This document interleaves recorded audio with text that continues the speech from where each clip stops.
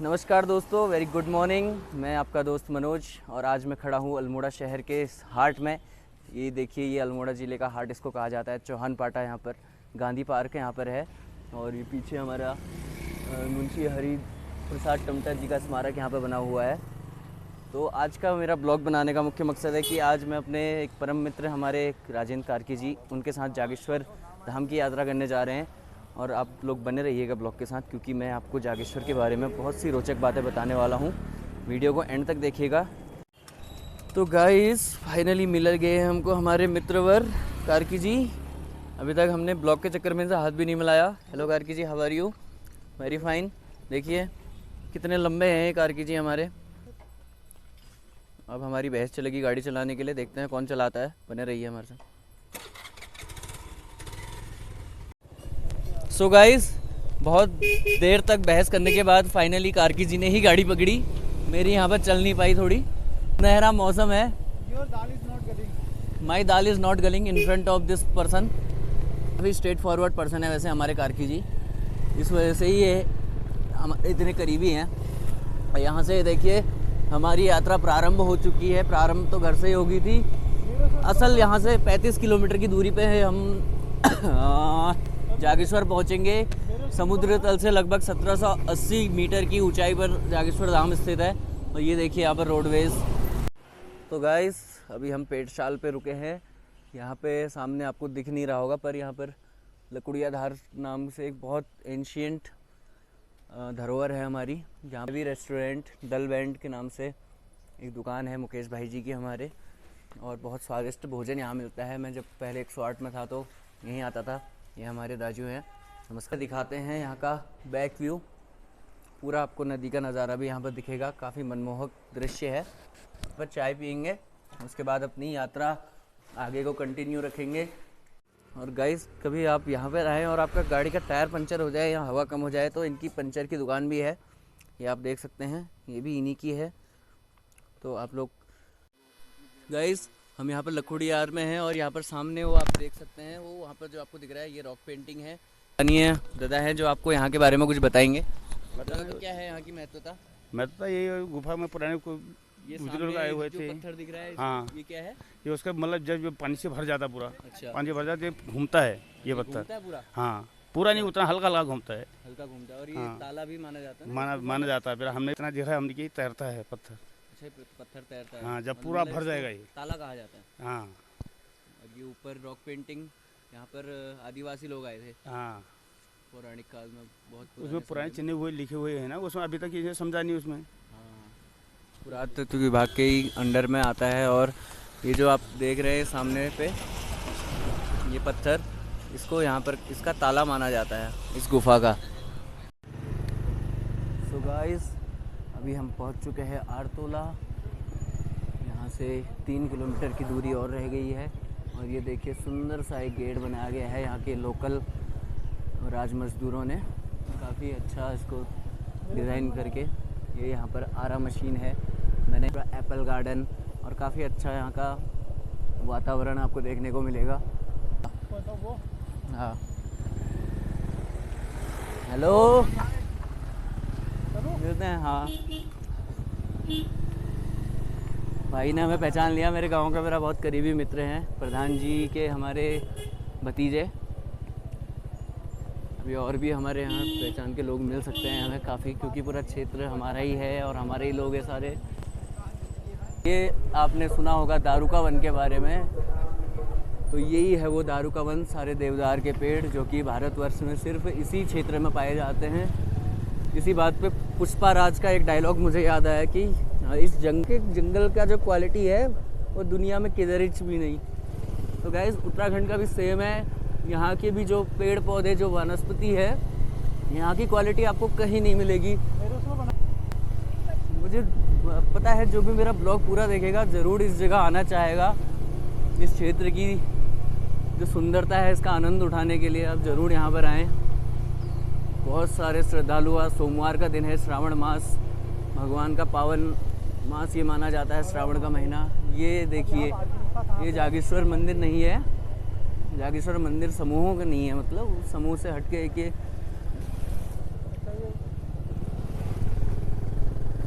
यहाँ पर हम वापसी में जाएंगे, आपको ये मंदिर के भी दर्शन करवाएंगे गाइस। फिलहाल आप आनंद उठाइए प्रकृति का, इस दारू का वन, इस देवदार के जंगलों का, जागेश्वर क्षेत्र का। यह है जागेश्वर का मुख्य मंदिर, ज्योतिर्लिंग, नागेश्वर ज्योतिर्लिंग, उत्तराखंड की आध्यात्मिकता का स्रोत। ये जो दो पेड़ आपको दिख रहे हैं ना, आपस में जुड़े हुए हैं, देवदार के, बहुत ऊंचा पेड़ है। इसके बारे में मान्यता है कि ये भगवान शिव और शिव माता पार्वती का अर्धनारीश्वर रूप है। और ये देखिए मार्केट, आरती लेके मंदिर दर्शन की ओर जाएंगे। सो गाइस, हमने पूजा सामग्री ले ली है। ये हमारे यात्रालय से देखिए आएगी 100 रुपये की ये सामग्री है। अब हम लेके मंदिर में दर्शन करेंगे। ये हमारे गोकुल भाई जी हैं, दुकानदार हमारे, सेवा कर रहे हैं यहाँ पे। सो गाइस, हम फाइनली पहुँच चुके हैं जागेश्वर धाम। और जैसा कि आप मेरे पीछे देख सकते हैं, ये महामृत्युंजय मंदिर है, वो मुख्य मंदिर है। ये पुष्टि माता मंदिर है। मैं आपको ज़रा सा जागेश्वर के बारे में बताना चाहूँ कि वैसे पृथ्वी लोक पर सर्वप्रथम जागेश्वर के पवित्र स्थान पर ही शिव को पतित होने के कारण इसे प्रथम ज्योतिर्लिंग भी कहा जाता है। एक कहावत, एक श्लोक है, हिमाद्रे रुद्रे पार्श्वे देवदारु वनम परम पावनम शंकर स्थानम तत्र शिवे सर्वाचिता। इसका मतलब है कि बर्फ से ढके पहाड़ियों के उत्तर में देवदारों के घने जंगलों से घिरा ये स्थान शिव की पवित्र भूमि है, जहाँ उन्हें हर जगह पूजा जाता है। पौराणिक मान्यताओं के अनुसार शिव के 12 ज्योतिर्लिंगों में से 8वां ज्योतिर्लिंग जागेश्वर को माना गया है।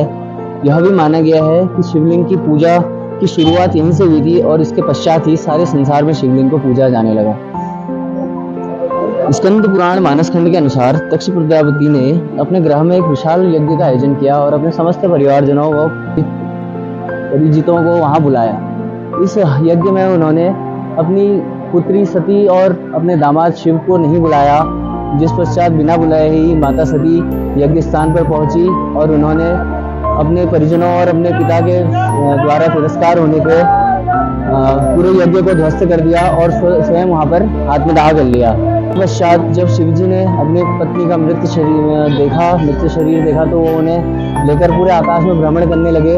और भ्रमण करते करते जो भी हमारी माता सती के जितने भी अंग जहाँ जहाँ गिरे, वही जगहें आज शक्तिपीठों के रूप में पूरे भारतवर्ष में प्रसिद्ध हैं। वहाँ पूजा अर्चना की जाती है। तो माता सती के आत्मदाह के पश्चात शिवजी कई वर्षों तक तपस्या में लीन रहे और पूरे संसार का भ्रमण करते रहे। और भ्रमण करते करते ही वो जागेश्वर क्षेत्र में पहुंचे और वहीं तपस्या करने लगे। उस समय यहीं के वन में सप्त ऋषि, कश्यप ऋषि, वैश्वामित्र ऋषि, अत्रि ऋषि, गौतम ऋषि, भरद्वाज ऋषि और जमदग्नि ऋषि भी रहा करते थे।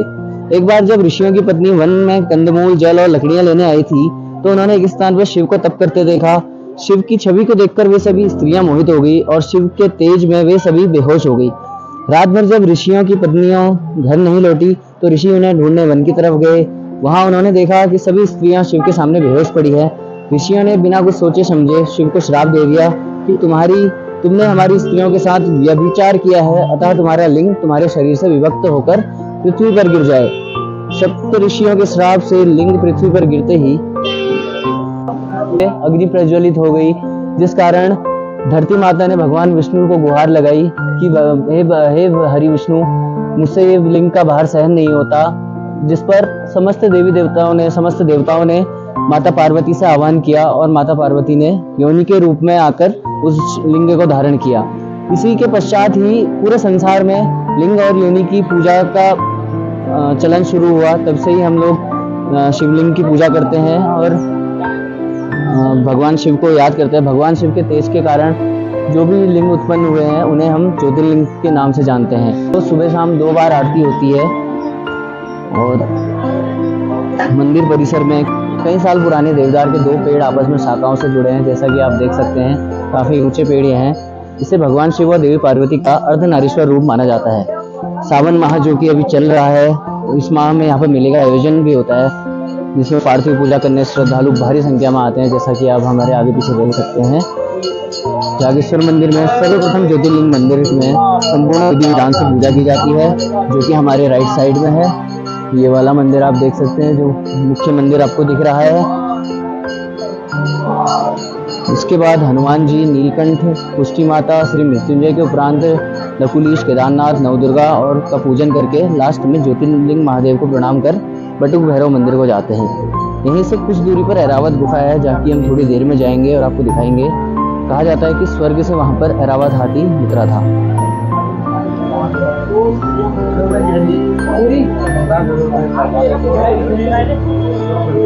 ये है और ये शिव का दक्षिणमुखी मंदिर है। केदारनाथ को पशुपतिनाथ का अंश भी कहा जाता है। ये अन्नपूर्णा मंदिर है और ये सामने आप देख सकते हैं नवदुर्गा और ऐसे छोटे बड़े यहाँ पर कुल मिला के 124 छोटे बड़े मंदिर है। वो सामने आपको एक कुंड दिख रहा होगा,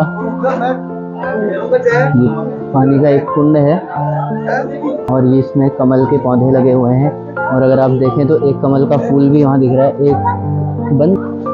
यहाँ पर हम आगे जहाँ जा रहे हैं, यहाँ पर हनुमान जी का मंदिर है, सूर्य मंदिर है और उसके बाद अन्नपूर्णा के दर्शन हमने करा चुके हैं। आपको अब हनुमान मंदिर की ओर हम ले जाते हैं। इधर को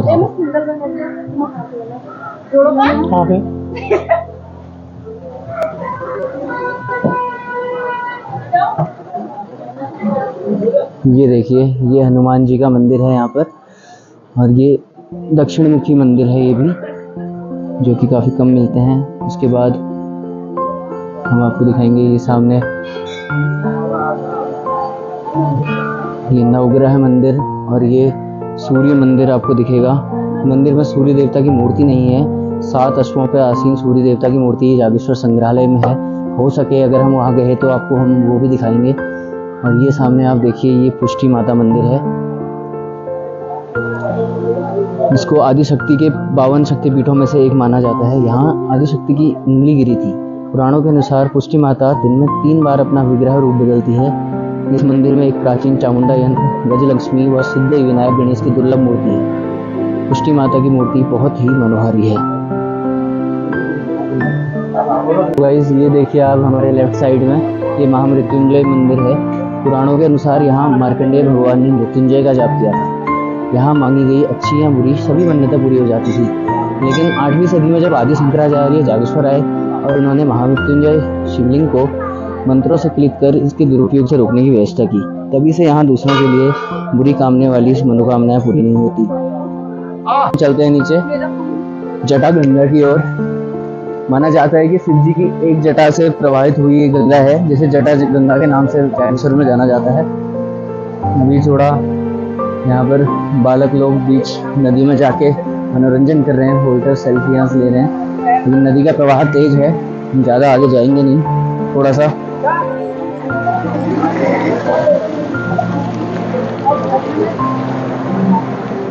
जय जागेश्वर जय।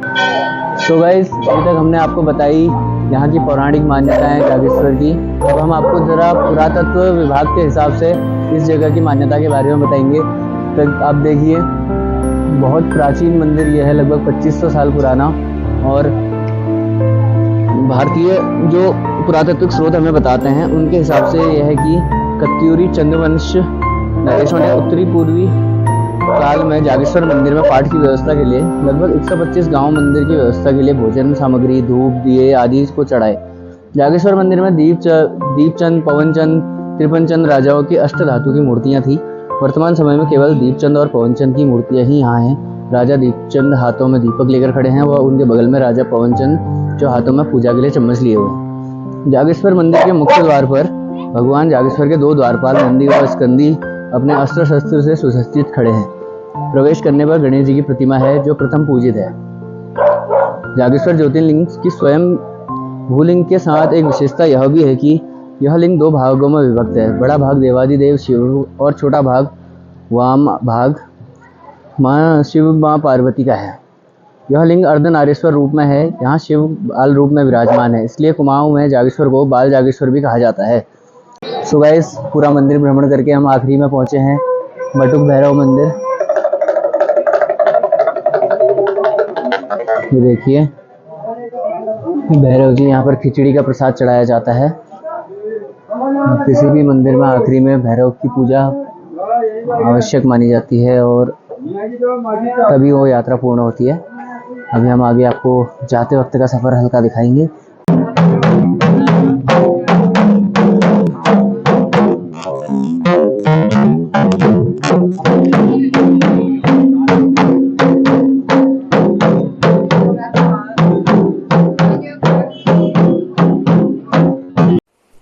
सो गाइस, मंदिर समूह के दर्शन के बाद अब हम वो सामने जाएंगे जहाँ प्राचीन कुबेर मंदिर है, आपको भी दिखाते हैं। बने रहिएगा हमारे ब्लॉग के साथ। सामने जा रहे हैं हमारे कार्की जी डॉक्यूमेंट्री बनाते हुए। इस जगह पे बहुत आनंद और सुकून मिलता है। और ये नीचे जो जटा गंगा यहाँ बह रही है, इसी के साथ में यहाँ पर एक ब्रह्म कुंड है, मैं आपको दिखाता हूँ आगे पे।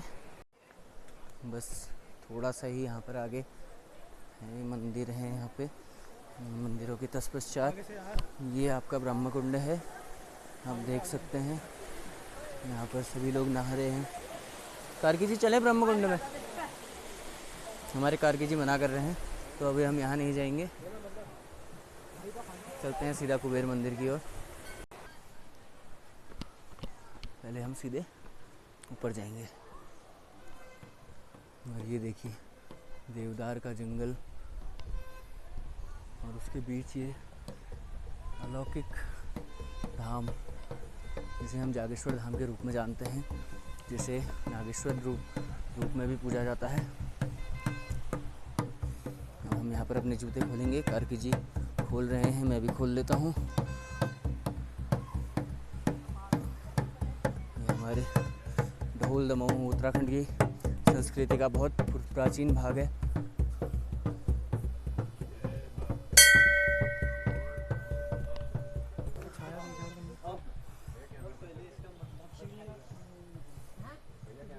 सो गाइस, अभी हम यहाँ पर कुबेर मंदिर पर खड़े हैं।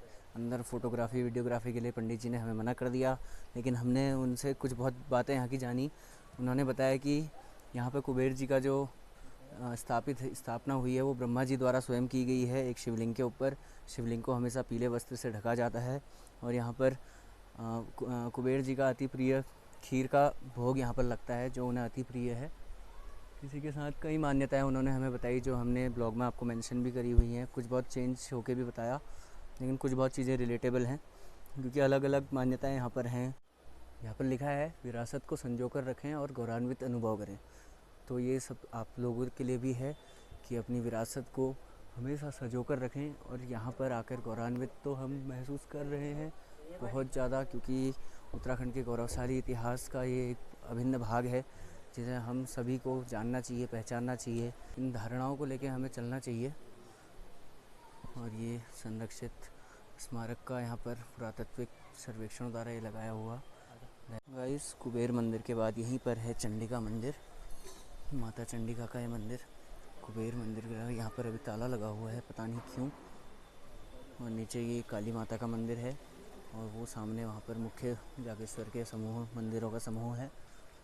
तो कमेंट में बताइएगा ज़रूर कि आपको कैसा लगा हमारा ब्लॉग और ये जागेश्वर धाम उत्तराखंड की ये पावन भूमि के बारे में आप क्या कहना चाहेंगे, बताइएगा ज़रूर। सो गाइस, जागेश्वर धाम के दर्शन के बाद हम निकले थे एरावत गुफा की ओर, और हम यहाँ पर लेकिन रास्ता भटक गए हैं। फिर यहाँ के किसी स्थानीय से हमने पूछा, वैसे बहुत सारे स्थानीय हमें रास्ते में मिले, हमने पूछा, किसी को मालूम ही नहीं यहाँ की गुफा का। फिर लास्ट में अभी एक मिले हैं, उन्होंने हमें बताया कि वो वहाँ पे है उस गधेरे में, वहाँ पर आप देख रहे हैं। और लेकिन वो कह रहे हैं कि रास्ता वहाँ मुश्किल है, अभी झाड़ियाँ हैं। अब देखते हैं आगे क्या होता है। नमस्कार दोस्तों, स्वागत है मेरी। ये देखिए गाइस, काफ़ी यहाँ पर डेंजरस रोड है, टायर स्लिप करने का बहुत डर रहेगा ऐसी रोड्स में।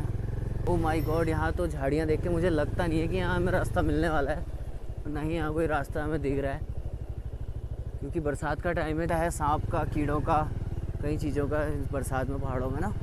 तो देखते हैं, अगर हमें रास्ता मिला तो हम ज़रूर जाएंगे। जिनकी टांगें छोटी होती है ना, उसके लिए ठीक है भाई। लगाओ यहीं पे लगाओ, ऊपर, हाँ यहाँ पे लगाओ। अब यहाँ से हम देखते हैं, मुझे तो नहीं लगता कि यहाँ से हम नीचे जा पाएंगे, वो भी इतने सो गाइस देखिए कितनी बड़ी बड़ी झाड़ियाँ हैं, इंसानों से भी बड़ी झाड़ियाँ हो रही हैं, बट हम फिर भी रिस्क लेंगे थोड़ा नीचे ऊपर जाने की।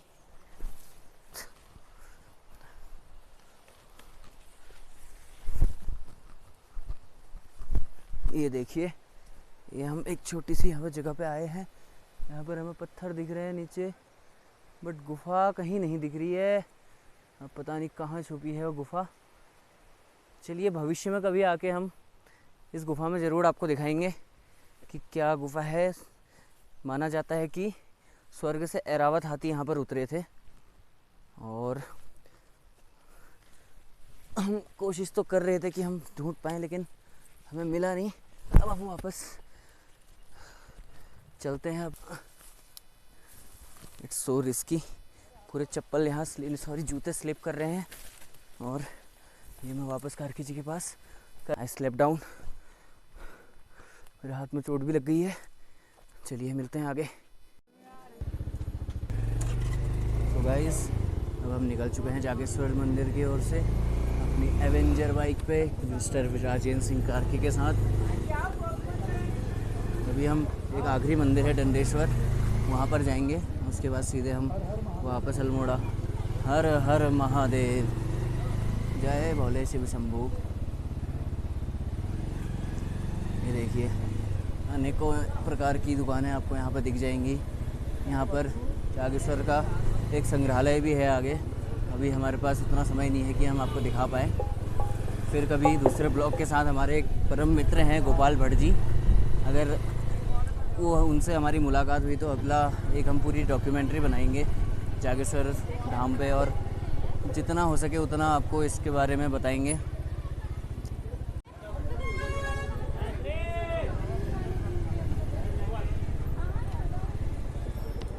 ट्रैफिक वाले भैया जी यहाँ हमारे पहचान के हैं। कैसे हो था? बस ऐसी धाम की यात्रा करने आए थे। हाँ सब बढ़िया। 108 एम्बुलेंस सेवा की वजह से थोड़ा जान पहचान इनसे है, तो जहाँ भी हो मिल जाते हैं कोई ना कोई परिचित। सो गाइस अब हम पहुँच गए हैं डंडेश्वर महादेव के दरबार में। वहीं पर हम, ये है आपका डंडेश्वर महादेव का मंदिर, जो कि शिला के रूप में भगवान शिव यहाँ पर पूजे जाते हैं। ये आप देख सकते हैं, ये वो शिला है डंडेश्वर शिला। सो गाइस यहाँ पर हमें मौका मिल गया है कि हम बना सके वीडियो। ये आप शिला देख सकते हैं, काफ़ी बड़ी शिला। यहाँ पर भगवान शिव स्वयं विराजमान है इस शिला में। ये हमारे मंदिर के पुजारी जी साफ़ सफाई करते हुए। अभी हम पुजारी जी से कोशिश करेंगे कि कुछ जान पाएँ यहाँ के बारे में। देखिए गाइस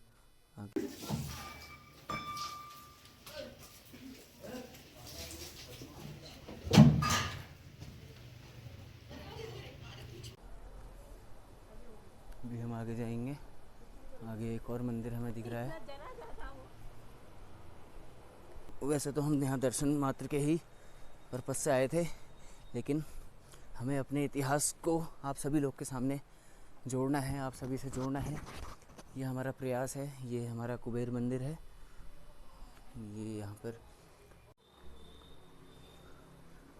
कुबेर मंदिर से बाहर आकर ये सामने कुछ मंदिर बचे हैं, यहाँ के भी दर्शन करेंगे जाते वक्त। तो हमारा जो मुख्य मकसद था कि हमने अपनी विरासत को संजो कर रखना है। आप सभी लोग जो भी हमारा ब्लॉग देखें अपने विरासत की ओर बढ़ें। कभी भी अपने साथ साथ सभी को, आप लोगों को भी बता पा रहा हूँ यहाँ का। ये सामने दीवान राम जी हैं, ये मेरे गांव के हैं। दीवानदा कैसे हैं आप? ठीक हैं। ये भाई साहब हमारे गांव के हैं। अचानक इनसे मुलाकात हुई यहाँ पर, काफ़ी अच्छा लग रहा है। बहुत अच्छा लग रहा है हमको भी जी। ये हमारी शिव जी की शिला। और अब गाइस यहाँ से निकलने का वक्त हो चुका है। अच्छा दीवानदा चलते हैं।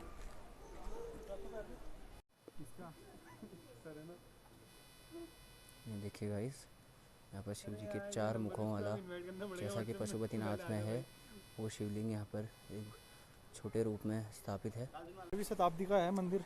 ये मंदिर हमारा, हाँ, लगभग 10 से 11वीं शताब्दी का। ये मंदिर तो लगभग 2500 साल पुराना है। यहाँ माना जाता है कि भगवान शिव ने भी यहाँ पर तपस्या की थी, लेकिन जो ये पत्थरों की है, पहले कांस्य की और लकड़ियों से यहाँ पर मंदिर बनाए गए थे। उसके बाद कत्यूरी वंश के राजाओं ने, चंद वंश के राजाओं ने यहाँ पर ये पत्थरों का से मंदिरों का निर्माण की प्रक्रिया स्टार्ट की। तो कुल मिला के अब जब वक्त हो चुका है हमें वापस अल्मोड़ा की ओर जाने का। और देखिए हमको हाय बोलते हुए गई। और इस लड़की को देख के मुझे एक बात और याद आई कि आज हमें भी एक हमारी मित्र मिलने वाली थी, पापा की परी, जो कि आ नहीं पाई किसी कारणवश। अगर आप ब्लॉग देखें परी जी तो आप भी इंजॉय करें इस ब्लॉग को। कार्की जी काफ़ी अच्छी बाइक यहाँ पर चला रहे हैं और सफ़र का आनंद बहुत, ये जागेश्वर का भूमि है। इस भूमि से मैं एक बात और आप सभी लोग के सामने रखना चाहता हूँ कि जो भी इस क्षेत्र के भूमि मालिक हैं, कृपया बाहरी व्यक्तियों को अपनी ज़मीनें ना बेचें। यह कुमाऊँ मंडल का क्षेत्र, यह क्षेत्र हमारे आने वाली पीढ़ियों के लिए आप संजो कर रखें, जो कि उनके काम आए। हमें गुलामी करने पे मजबूर आप लोग ना करें। सो गाइस, हमें रास्ते में कांवड़िए भी मिले हैं। जय शंकर। शिव जी के भगतों की कमी नहीं है पूरे संसार में। भोले की हर हर महादेव, सभी लोग खुश रहना बोले। देखिए विश्व कल्याण की बात करते हुए ये बाबा जी हम पहुंच चुके हैं चितई गुरुजी देवता के मंदिर पर। यहाँ पर आपकी हर अर्जी स्वीकार होती है। हमारे हैं न्याय के देवता है, न्याय के देवता के रूप में विख्यात ये होते इनके। बिल्कुल, कार्की जी को भी यहाँ की स्थानीय जितने भी इष्ट चीज़ें हैं हमारी, वो देवी देवता हैं, इनके बारे में नॉलेज है। अच्छा, न्यायकारी दूधाधारी गढ़ चंपावत को राजा, चितई चौहान में घोड़ा संग घोड़ा खाल में, नमो चमड़ खान सारे काली कुमाऊं में तेरो राज। गोरिया धतिये की धात सुन छे, दुखिया को दुख हर छे, दूधक दूध पानी पानी कर छे। क्या बात है, क्या बात है कार्की जी। ये न्याय के देवता है। I think you first focus on the roads because we are doing two things in one time, so कहीं ध्यान भटक ना जाए। I only focus on road. Yes, ये दाना गुरुजी मंदिर हम पहुँचे गाइस। सो गाइस, पूरी यात्रा के बाद अब हम पहुँच चुके हैं अल्मोड़ा। कार्की जी अपने घर की ओर प्रस्थान कर चुके हैं और मैं अपनी बुआ और भाई के साथ बैठा हूँ यहाँ पे। ब्लॉग आज का यहीं पर एंड करते हैं। आपको हमने आज जागेश्वर के बारे में थोड़ा बहुत बताया, जितने हमने भी पता लगा पाए। अगर आपको ब्लॉग पसंद आया हो तो प्लीज़ लाइक करें, कमेंट करें, चैनल को सब्सक्राइब करें और ऐसे अपडेट्स के लिए बेल आइकन दबाना ना भूलें। बहुत बहुत धन्यवाद। हर हर शंभू, जय भोलेनाथ। Thank you.